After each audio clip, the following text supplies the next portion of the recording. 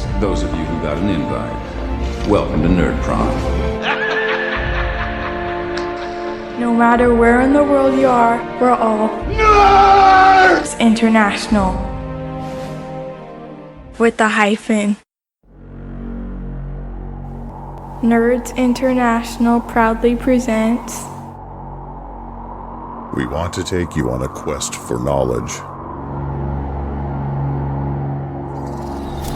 One that will take us from ancient medieval fantasy across the far reaches of space to the distant future. To many savage worlds.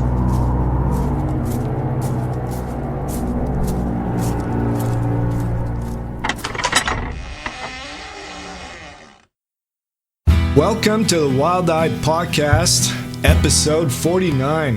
This is a podcast dedicated to pinnacle entertainment savage worlds aimed at beginners and veterans alike.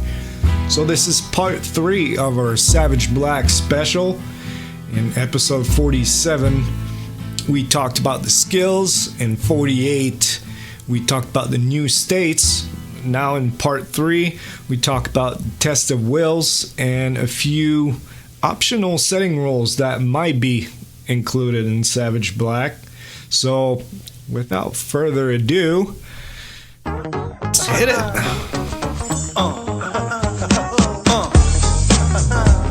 Yeah.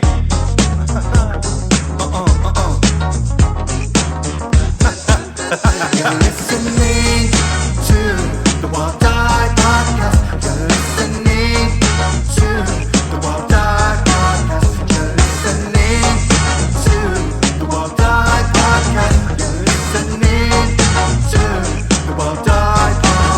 Listen to the Wild Eye Podcast. Listen to the Wild Eye Podcast. Listen to the Wild Eye Podcast. Listen to the Wild Eye Podcast. Let's move on. It's a new edge. Speaking of which, the test of wills. We've been talking about them since the beginning of the show because of the other states. But what I think is really interesting here is how they word it. Basically, you can perform a test of wills using smarts, spirit, and linked skills. They don't specify taunt or intimidation here. It just says linked skills. Now, of course, we have to use common sense here, where notice is attached to smarts. Could you really use notice to trick or intimidate someone? I guess it'll be a matter of how you explain it, how you describe it to your GM. But okay, so you can do it like that now. What of taunt? What is taunt used for now? Does it become an obsolete skill, basically? No, I don't think it becomes obsolete. It's just a point of character specialization, because you can still get, I'm not even sure if there are professional edges, but yeah, you can still have edges that augment your skills. You don't get edges that augment your attributes with a flat bonus to the roll. So yeah, strong-willed. Yeah, exactly. So that still keeps the skills viable. So you can just say, okay, I'm not going to invest in skills, and if I'm going to do a test of will, I'm just going to rely on either my smarts or my spirit. But you're never going to be as good, even if you have a D12, as the guy who actually got the edge for it, because he gets a flat bonus, which is a lot more worth than a higher die. So unless you go over, can you raise? No, you can't even raise attributes over unless you're having a setting with a race that can do that. So if you're playing standard setting with humans, you are capped at a D12, whereas the guy who invests in the skill and the appropriate edge could technically go up to a D12 plus 4 with a D12 plus 2 with Master and Expert, I believe the edges are called, and then Strong-Willed for another plus 2. So that would be a D12 plus 4. Yeah, good luck beating that with your smarts D10. No, I mean, I understand that part where you can raise a skill higher than an attribute over time. What I was asking here is if you can use any skills linked to smarts and spirit to perform a test of wills, do you really need taunt anymore? That was basically my question here. Actually, maybe not. I mean, I was just looking at performance again, which is a spirit skill. So you could, perform a striptease to distract someone while your mate, cold cocks them, or you may perform a comedy routine. And there's a lot of comedy routines out there that are taunting, taunt their audience and get their audience all riled up or confused. So maybe I didn't really think about that, but yeah, maybe. Actually, you might find that taunt and intimidate might be put in the same skill, and might be another one that they combine, possibly. Yeah, because I mean, I can see other uses for intimidation. It could be used outside of combat to, get someone to back down. But taunt, I guess it could be used to draw attention onto yourself. Someone will look at you instead of, looking at what's going on around them with taunt. I'm just thinking that, I don't know, if I can use perform instead, or I can use other skills linked to smarts and spirit. Yeah, sure. You can use other skills, but that's just the mechanics of what happens stat and role wise. But what happens in the narrative is going to be heavily flavored by the skill you are using. So I believe that the split, if you want to call it that, of taunt and persuasion and intimidation is still valid as it is, because the outcome is going to be so much different depending on which one of those skills you are using, and that's also going to determine a lot about of how your character behaves himself and how he acts in those situations. Yeah, I guess when we're looking at the core rules that we were discussing earlier, I can make a barbarian warrior that's as ugly as sin and built 7 foot tall with muscles coming out rippling and a giant axe with blood dripping off it. But if I don't have the intimidate or persuasion or intimidation skill, but the weedy little rogue next to me has got D10 in intimidation, this big guy can't do anything, right? He just rolls a D4 -2 and people laugh at him, and yet he looks like he could kill a dragon single-handedly. And yet the weedy guy on the side's got D10 in intimidation and does a roll. So I guess the way those skills are put out too, I'm not sure they work very well. It's almost like I always had a problem with, I know it's not in the current rules, but guts. Like, guts to me is not a skill. Guts is a state of mind. So, yeah, if you get what I'm saying there, maybe Eric's right. They are looking at changing how taunt and intimidation works as a rule. So right now, don't taunt and intimidation do the same thing? You get the same effect? With taunt and intimidation, yeah, it's just a trapping thing. Right? So maybe what they're going to do is like how they do it sometimes. Sometimes you get a +2, sometimes your opponent gets a -2. If that makes sense. Maybe they'll switch it up that way. And it'll be nice too to break it up. The whole thing into persuasion with a charisma modifier. Yeah, simplify. I'm all about the simplify. Less stuff to remember is keeps the game rolling. So, but yeah, I like your.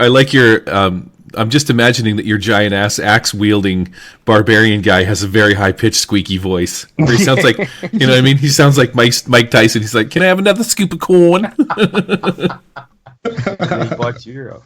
That's why he's got no skills. All right, tricks. Basically, the same thing here, where you can use agility and strength to perform tricks now, or skills, linked skills. Let me just double check to see if I'm not just making this up, but and related skills. So both agility and strength. Basically, you could use fighting to perform a trick now. There's only one skill related to strength. and that's climbing. That could make some cool kind of parkour tricks there, where you run up a wall behind a guy and come up on the other side.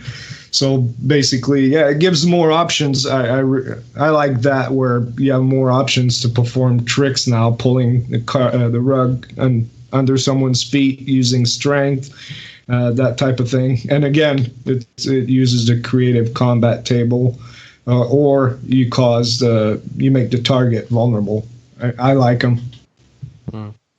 So the goal with this, would you say, is to try and make combat feel like what you'd see in an Indiana Jones movie, where he picks up the bottle off the bar and throws it at the guy, and then he flicks the whip and swings across and falls down, and then he flicks out the guy's leg, or whatever the case may be, or cracks his knuckles, or whatever the case may be. It's really, but then are we in danger then of becoming too pulpy in our game? We're always getting accused of that. Savage Worlds is too pulpy. I mean, I like it. I think there should be more of that in every role-playing game. I don't care what the genre is. Fights are not just you punch me, I punch you. No, I mean, that was the draw for me in Savage Worlds is more options and more cinematic and dynamic combat. It's always been there. It just doesn't get used as much. But now with the changes, the rewording, expanding, being able to use strength and related skills now, even with fighting or even with shooting, you could do a trick shot, shooting someone's hat off to distract them. I think it will help people be more creative in their descriptions. I think give them more options. Yep. Yeah, I agree. Although there is a part of that will require the GM to be more descriptive. They're going to have to put more into, well, there's actually a rug underneath the bad guy. There's actually a glass on the bar. There is a pool ball and a pool cue on the pool table, whatever the case may be. Or just say yes a lot more. I look over there. Is there something? Yes. Yeah, that's what I figured. That's not what the GM is there for, to tell the players every single item that is in a room.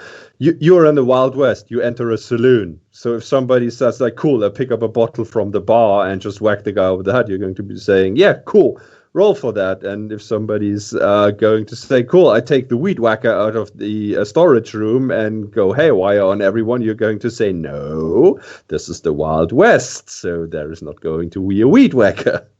So, yeah, pet peeve here with GMs that when you're in an environment like that, we'll ask you for notice rolls to find the bottle. Yeah, no, don't do that. For the love of God, don't do that. But interesting. I've been watching some videos from the guy that made ICRPG, and he's got a philosophy about building that sort of stuff into the scenario.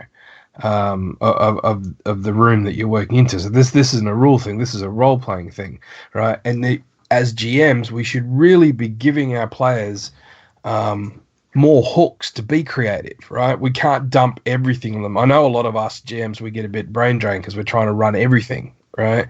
But if we give enough prompts, at least when we describe a room that they walk into, instead of just a saloon room, well, it's a saloon room and there's tablecloths on the table where they're playing cards, and there's X amount of bottles that haven't been put away yet that are still on the bar, and the waitress walking by has a tray with glasses and stuff. Normally, a lot of GMs wouldn't say all that. Right? You walk in, the bad guys are sitting at the table. I might just say that. But if you add those little elements in, right, those little twigs, those little prompts can give the players, oh, well, I'm going to grab that tray off the barmaid, and I'm going to, as I pull it back, I'm going to give her a kiss just before I throw the thing, at the bad guy to distract him with my trick, while my friend here, he leaps to the bar, leaps behind the bar and starts opening fire and drawing fire. You see how those little things can lead in, whereas normally it would be I shoot or I tell the bad guy off, or whatever the case may be. If we as GMs get in the practice, and it's not something I remember to do every time because I got so much, but even if we made like a little list that just sort of said, well, here are some props that could work, and just bring them up. They may never get used, but at least they remind us to give our worlds a bit more of a lived-in feel instead of just you've walked into a room and assuming everyone knows what's in that room. You know what I mean? Yep. Yeah, absolutely. Fair point. Absolutely. I see that point, yeah. I like to view it as a two-way street. DM pro tip, describe your rooms a little bit better.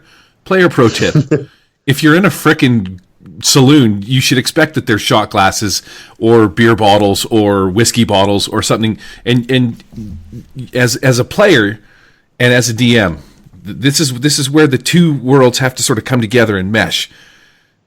I'm in a saloon. Of course, there's going to be a frickin' bottle. I shouldn't have to ask the DM, is there a bottle that I can throw? What I should be doing as a player is saying, I'm going to the bar, just like you said, to get a bottle, or I'm taking the bottle that's on the table because I'm drinking whiskey in the saloon and I'm throwing it. Even if you didn't order it, you could just say as a player, we sit down at this, or I'm going to throw this whiskey bottle at this guy. And as a DM, I'm like, where's the whiskey bottle from? As a player, you should be like, it was left here on the table from the previous people that were sitting here before. And I'm like instant DM boner. I'm like, fantastic, let's do it. Yeah, me too, yeah. But, I mean, the amount of games that in the past, because I haven't played much recently, but in the past where you'd come up with something creative like that, and because the GM didn't say it, you know, they go, well, how do you know that was there? Well, I know it's as you said, it's a bar. Of course, it's a friggin' bottle. Yeah. What else? I pick up a chair. Well, how do you know you're next to a chair? Well, I don't know. I'm in a saloon.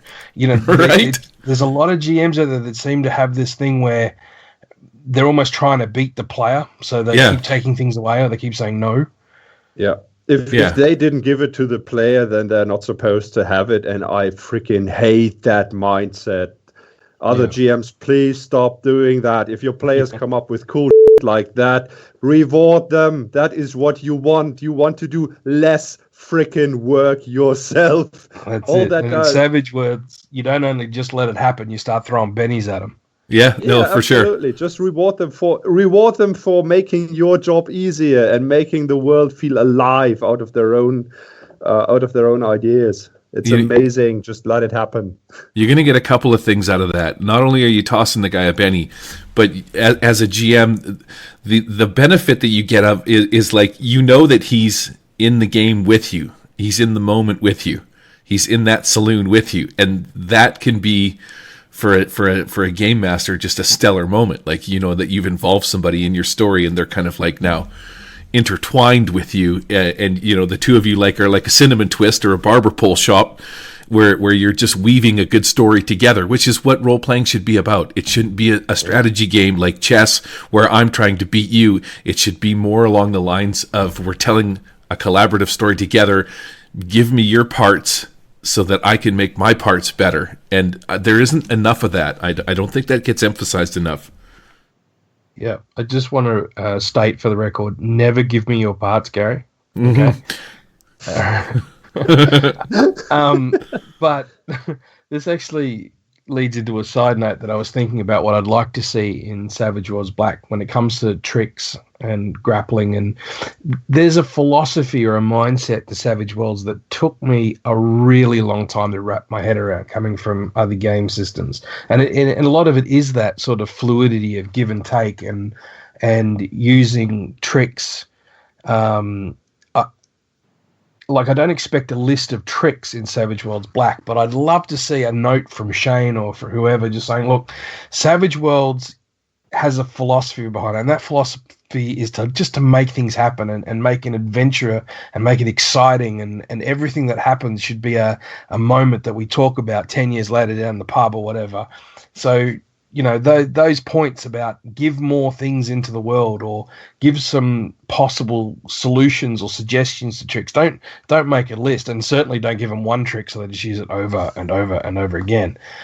But that was one of the things I found really lacking in Deluxe was I got the core rules, but I didn't get the philosophy of the game. I don't know if anyone else feels the same way or understands what I'm saying, but when I read D&D or I read Traveller or I read another game, I get the mindset that the developers had in terms of the way the game should be played, right, or the way it should be outlined. And Savage Worlds, although it can do every genre, it still does every genre in a Savage Worlds way, which I know we'll be discussing in another podcast. I just hope that they give some indicators, especially to new GMs that are coming in, that are coming from other very stringent or very narrow-focused role-playing games. Do you guys agree with that, or am I just dreaming? I agree. It took me years, too, to understand. I mean, first it was the trappings, and then how you can use trappings on other things, and that the game needs to be themed. It's just a bunch of rules. You have to dress them up. But, it requires a certain mind shift, I think, to be able to get Savage Worlds and actually enjoy it. And I think that's why a lot of people don't like it. It's because they just don't get it. And that's partly because the book doesn't explain it. And that's why, too, there's a lot of blogs and podcasts that want to help people understand it, but it shouldn't be our job. It should be the book's job to make that understood. At least that's my opinion. It's a good thing nobody cares about your opinion, Lamoureux, dickhead. No, I totally know where you're coming from with that, Paris. When I started reading ICRPG, that's 70 pages in, I've said it before, is right about the point that I got to where I was like, I totally know how he wants this game to be played. And that was like such a liberating feeling. Something I never really got from Savage Worlds, but I want to say coming from D&D to Savage Worlds was a complete freaking mind opener. Like, and ICRPG for me is the same thing. It was just such a mind opener. It has things in it that I wish were explained a little bit differently. Like, I like the freedom, the openness. I for some reason, I'm envisioning myself being a spring flower where I'm all curled up in the cold and I'm just waiting for the sun to come out so I can blossom. That sounds so totally gay. But that's what I want out of a setting. I want to feel like that blossoming flower. Well, I don't know about the setting. I want that from the rules. So you brought up ICRPG as an example. I actually got more of an appreciation for Savage Worlds after reading ICRPG, because it was almost like the philosophy of that author is actually, you know, very parallel with what I now perceive Savage Worlds to be. So sort of adding the two together, it clicked, and I say both game systems for me have grown in what I deliver with them. I think that is a part of. I think that is something that's been lacking for Savage Worlds, and I think it could have a far bigger audience. I mean, it was a huge, from what I understand, because I wasn't there at the start, but Savage Worlds was such a huge mind shift when it came out that I believe the response to Savage Worlds is very similar to what ICRPG is having now. I still, for my personal games, I prefer Savage Worlds. In my work, for some of my clients, ICRPG is becoming a better fit, but only because of philosophies, only because of limited dice rolls or whatever the case may be. And I think that's where Savage Worlds needs to what they really need to address in Black is how this game differentiates. I won't say better, but differentiates itself from the other RPG systems out there, and that its philosophy is what makes it flow. The actual rules themselves don't make it fast and furious. You can play a really long combat in Savage Worlds. It's going to be boring as bat too. But if you grasp the philosophy and you integrate all those tricks or the trappings and all the rest of it, you come up with some amazing, absolutely amazing stories that I just haven't seen any other system at all. And I don't even think ICRPG can do it. Right? You'd have to take elements of Savage Worlds over to that. So Savage Worlds actually has something very unique in terms of the way it delivers scenes, but I don't think it's delivered. I don't think it's explained enough in the way the rules are portrayed or in the book itself.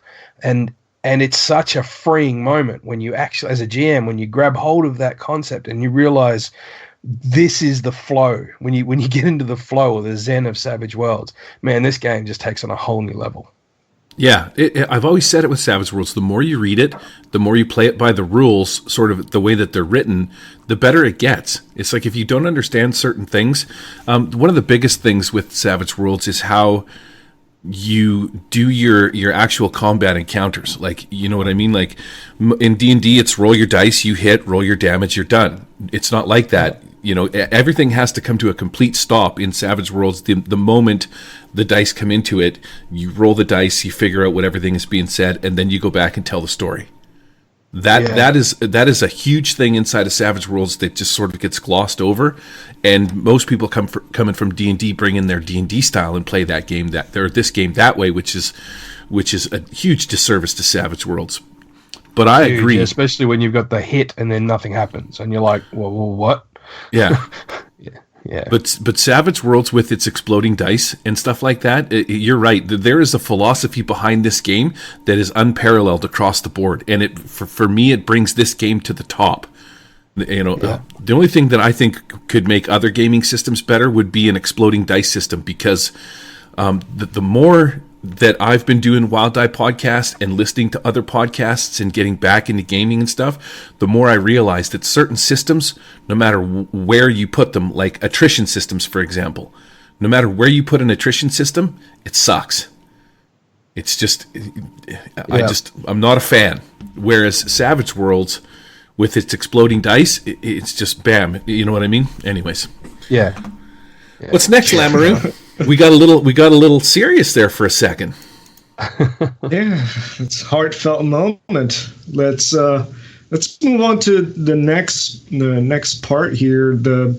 And that one, it's part of the core for Flash Gordon, and I'm pretty sure I've read Shane Hansley say that this would become an optional setting role in Black, is the wound cap. There's been so many discussions, even on this podcast not long ago with Paris, where the big bad fights felt like they could be over too soon. You get a 9 wounds, bad guy can't soak those wounds, he's out. So now what they propose is that no matter how high you score, the wound cap is at 4. So you still have this danger of death, of dying or be taken out, because at 4 you're out, you're incapacitated. But at least now, if you with only 1 success on your soak roll, you're at 3. You're still in the fight, and you still suffered some damage to that.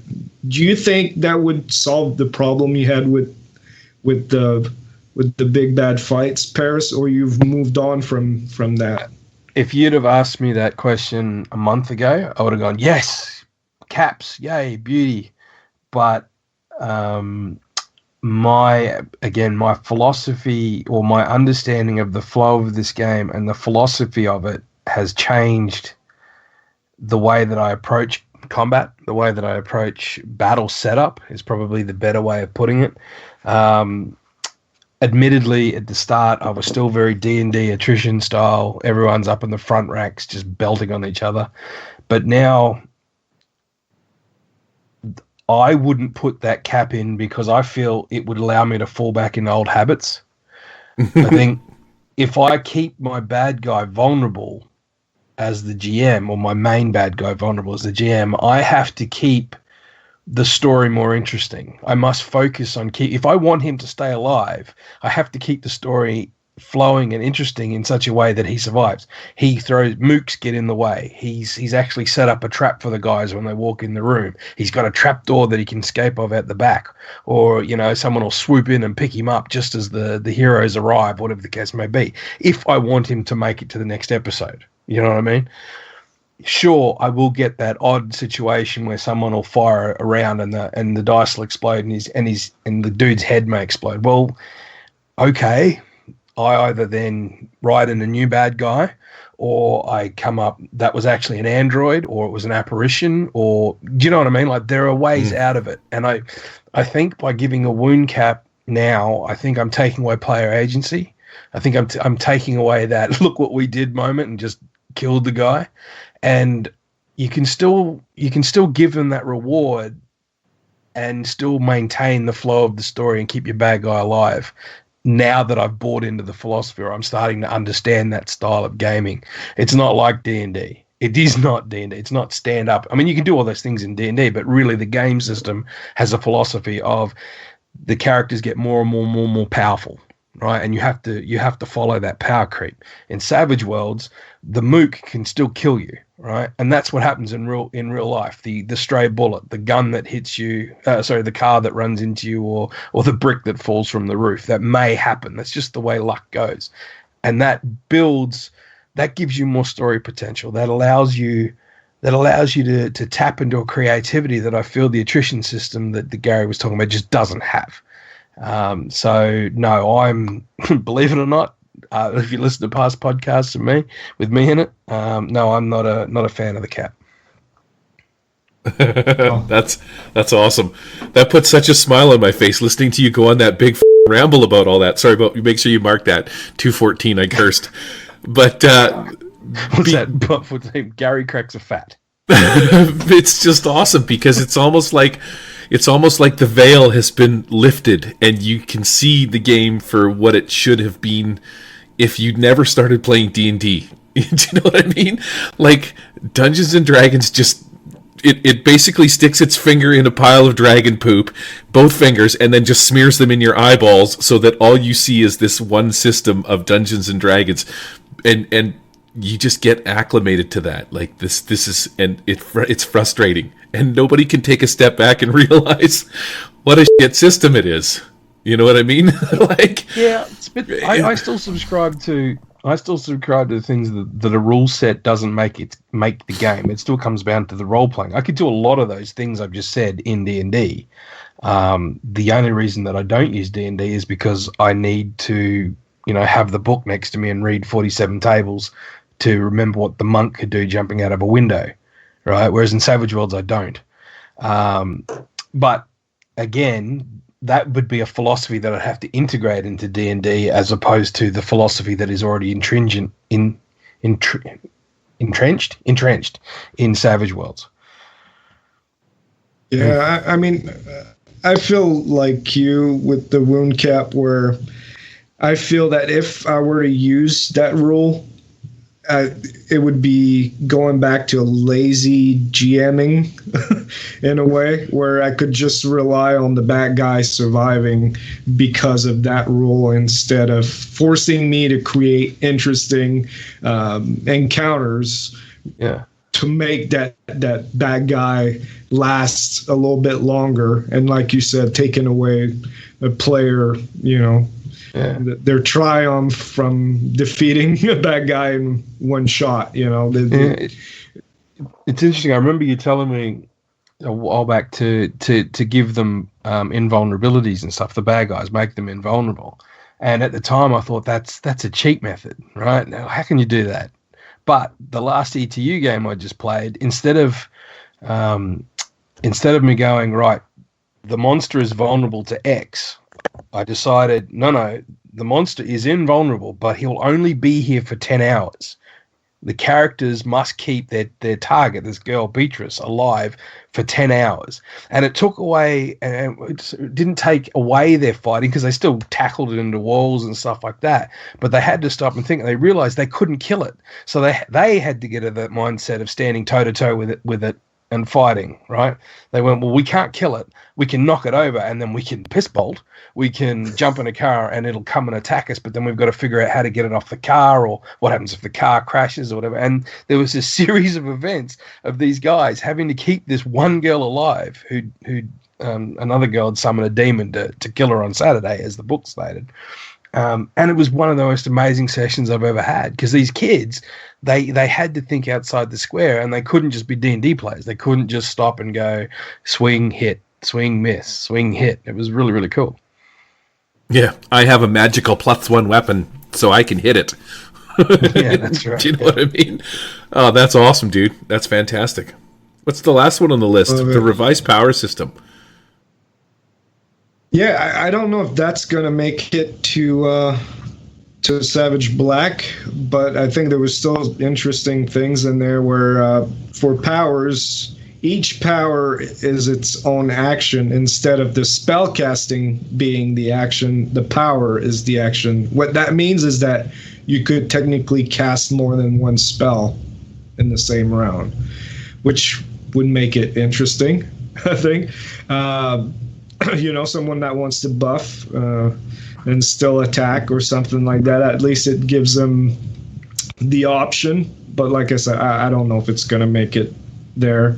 And then, I think Paris highlighted the powers, instead of 3 rounds, they're 5 rounds. And if you want to maintain it, you don't maintain it per round, you maintain it for the same duration. So you would add another 5 rounds to that. And then you've got the power modifiers, which is interesting because in Deluxe, you've got the trappings, and under each trapping, the elements, cold, light, necromancy, or whatever, you have modifiers for that, power modifiers. But in Flash Gordon, they go the opposite, the reverse way, where they start you with power modifiers, and then it's up to you to find the trapping that you would attach to that modifiers. Like it could be selective, where in area of effect power you could select who's affected by it. It could be make a power that's heavy weapon, armor piercing, that kind of thing, slowing someone down. And this, I believe, can be done on the fly too. So it becomes a more organic power system for spells. I know some over at Nerds International really like the Genesis system, where you can actually do that. You build your spell as you cast it, and this is it for Savage Worlds, which I think should get a lot of people excited over it. Yeah, I really like it. Man. I wonder if it should add difficulty as well to the casting, because it's just power cost the way they've got listed, isn't it? Yeah, at the moment it's it's just just increasing the cost in PowerPoints and not the overall difficulty. Yeah, but we want our heroes. If you use the no power PowerPoint system, then it becomes a difficulty. Yeah. That would be super sweet. I would really like to see this. It's one of the reasons that I like Rifts, because you can cast multiple spells at the same time. And again, back to the Fast, Furious, and Fun thing, like Paris was saying, sometimes it can take forever to get through a round of combat. So on my first round as a spellcaster, I cast Armor. All right. So then I got to wait like everybody else is killing and attacking and doing stuff, and it comes around to my turn next time. I cast Smite. Bert. And, so by round 3, I'm now ready to like do something. So that would actually be really cool if they allowed me to do, or if they put them so that each spell was an action. So I can cast Armor, Smite, and do my Bolt, and I'm at -6. I still have my power pool, so like it gives me the ability to sort of regulate my character. All of those together are going to be a combined 6-point power drain on my points, my 15 points in one round. And yeah, I just think that would give so much more flavor and fun to playing a magic caster than just I cast Smite, I cast Bolt. Yeah, multiple. That would be cool. I hope they I put believe that in. was also somewhere specified by Clint that it is viable as a setting rule, because I believe it's done. Isn't it done in Savage Rifts? Yes, in Where they Rifts say you can cast multiple powers. Yep, it's awesome. You can do so many things inside of Rifts. I know that it's like super complicated and you're rolling all these extra dice and there's way much more. Once you learn them, it's like, holy crap, this just makes the gameplay so much better. As certain characters, you could literally like cast instant armor on yourself, do some other stuff, suck power from a ley line immediately to bring your power pool back up, do like free psionic blasts, and cast multiple spells. So you're doing like 5 wicked ass cool things all at the same time. It's this sense of like, this holy light in the background, this as you're just like wailing on multiple targets at the same time and buffing your friends and killing people. Yeah, it's nice. It's wicked. Yeah, and finally, revised powers. So I know after they changed how the shaken recovery worked, a lot of people complained that powers like stun and confusion were basically useless now. But I like what they did with them, where for stun, well, we talked about the stun condition, the stun state. So that's what it does now, which is really powerful. But it's only one target, but you can spend more power points to affect medium blast template and all that. And then the confusion, when you confuse, you're both distracted and vulnerable at the same time, but it only lasts one round compared to, I think it was 3 plus maintain before. Now it's just one round. And again, you can spend more power points to affect more people. So mass illusions and that type of thing, which I think it's pretty cool. And of course, entangled, the power now with the new state, entangled and bound. That's basically how it works. And again, you can spend more power points to affect more than one target. So I like those changes. I like them a lot. Yeah, it certainly detracts from just taking bolt, doesn't it? Yeah, the one thing that's going to be cool that I'm really glad that Savage Worlds has gone through that whole shaken debacle back in the day, because I really think that's going to be like, hey, we've had this issue before with this shaken lock. So I really think that they're going to be paying attention to making sure that that's not going to be brought into this game with like confusion lock or stun lock, or maybe it is. Maybe they want to bring that in a very specific way. But I'm really hopeful that they're super aware of not putting that in game, if that makes sense. And I think that they will be, because they've already sort of gone through that birthing of that problem. Yeah, absolutely. I'm guessing they want to keep that stuff out of the game. Then maybe they'll revise stun again, because I can see that happening with stun. But again, we already had that conversation. Let's wrap this up. Yay!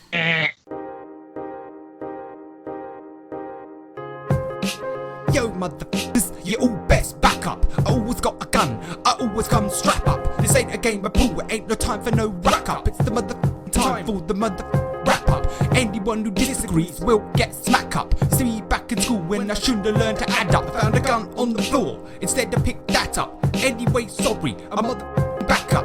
What I'm trying to say is it's time for the wrap up. Yeah, this one goes out to all the ladies and all the men out there. Everyone in the front row, grease up. Yeah. Oh yeah. Tasty. Wrap up. So we're done. Wow, that was a long episode. There was a lot to go over, but we hope you enjoyed it. Let us know if you agree. Maybe we missed some things too that you'd like to bring up. Maybe we'll talk about that in the next episode. Thanks a lot for coming on the show, Paris. Again, knock it out of the park, man. Thanks for having me. I don't know about knocking it out of the park, but I certainly get a huge kick out of coming and having a chat to you guys. So thank you very much for having me. You can just leave your $5 on the way out.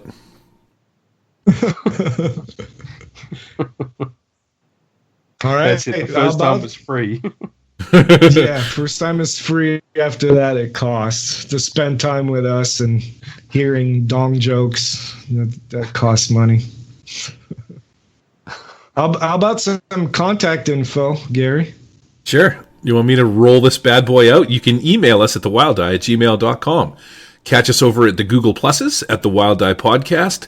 We are under the Nerds International Community header, I'm pretty sure. That's where you can find us. Also, you can check us out at Twitter. At least you can talk to Eric on Twitter anyway, at the Wild Eye. You can send him some sweet hairy man items, possibly, maybe. I see him smiling, so just do it. We have a Patreon. www.patreon.com/thewildeye. Drop us $1. We'll send you some more dong jokes. Mention your name in the show. Throw you into our actual place. And if you, we're going to put in a new support level where Eric he'll permanent marker your name on his chest and send you a picture. Well, the thing, Gary, is you can fit a lot more names on your chest. Maybe you should do it. Fit them all. And we're now on YouTube. What is our YouTube channel? Why did you put this link in the contact info and not have a link there? Just look us up at The Wild Eye on YouTube. Yep. Yeah, Cool. If you'd rather listen to it on YouTube, we're on there too. And now is the time for a little Patreon jingle that we'll insert. Sean Richard, yeah. Who's the next guy? Conrad Erasmus, Sovia, Rob Tao, Peter Adams, John Peterson, Manuel Sands, Jason Connolly, Gubu, or Gus Bus. Which one is it? Who cares? Because the next one is Gil Dashard, Andy Hall, Christopher Gray, Tony Asmodeus, Owen Lee, David. It just says David. Who cares? James Clark, Henry Chalmers, David. There's another one. Eli Kurtz, Matthew J, Hanson, Murder Hobo, John Steve, Pure Mungle, and of course the best. He's better than the rest. His name is Bubbles. That's it. I mean, it was fun. I think there's some good conversation going on here, some good discussions. And like I said, we'll be back when the actual new rules come out, talk about them some more, see if they changed anything, if they listen to this podcast and saw the light, saw that they should listen to us more. But yeah, and next episode, like I said, we'll talk about Savage Worlds, what makes a game feel like Savage Worlds, and one shots, that type of thing. Again, with Paris, send some love over to Paris because he's pretty good. So this is Eric saying, take your sword by the balls. And this is Manuel saying, if you are in a saloon and you grapple a bottle in front of you, can you roll on the creative combat table to also give it a frontal lobotomy? Wow. That's deep. I'm going to have to stew on that for a bit. And I will say one thing, you know what? If the guys over at the folks over at Peg Inc. are listening to us, it's going to be funny when they open up Savage Black and everything that we've said, they've done the exact opposite of. Then you're going to know what they really think of us. Don't do this, don't do that. Right? Then you're going to know that they think we suck, which as well they should. All right, this is Gary saying, keep your pants on, everyone. Keep it fun. Thanks, everybody. We're out.